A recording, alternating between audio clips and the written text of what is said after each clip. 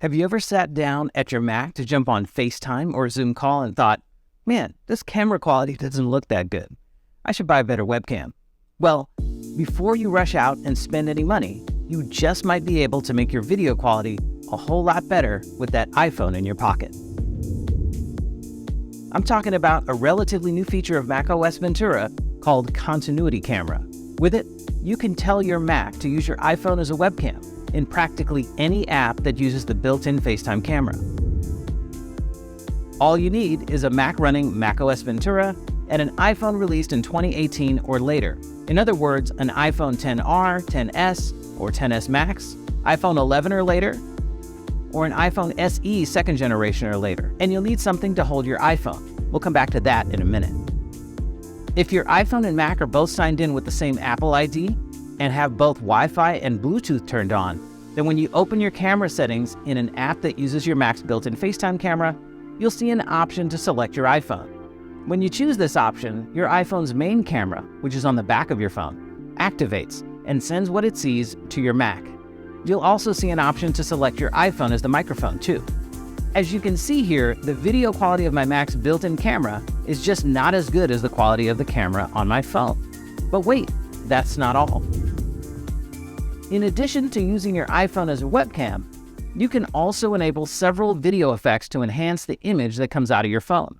Click Control Center, then Video Effects to see them. The first is Center Stage, which switches away from your iPhone's main camera lens to the wide one. Then it automatically crops in so that it can track you as you move about in front of the lens.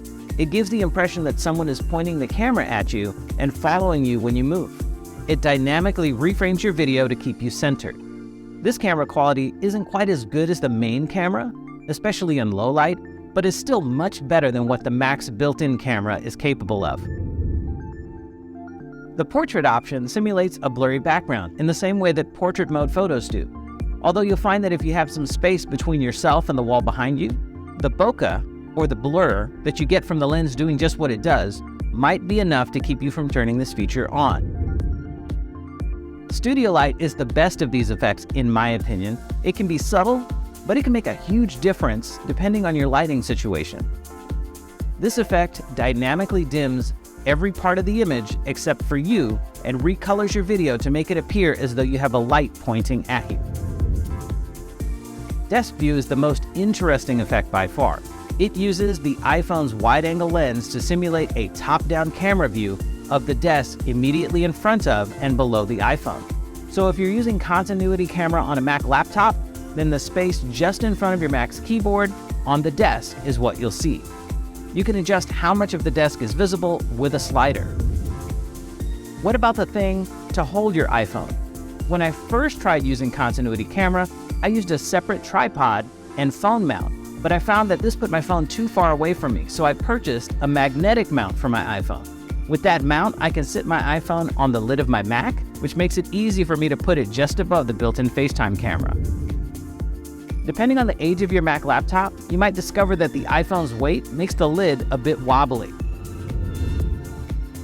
Your iPhone's battery will drain faster when you use it with continuity camera, so you might want to keep your phone plugged in if you'll be connected using video for long periods of time. When you're done using your iPhone as a webcam, I recommend not tapping the option to disconnect your iPhone. If you do, you'll remove the iPhone from the Mac's camera list. Then you'll need to connect your iPhone to your Mac with a charging cable before you can use continuity camera again. Have you used your iPhone as a webcam? Let me know in the comments. And drop your tech questions too. Thanks for watching, and I'll see you in the next one.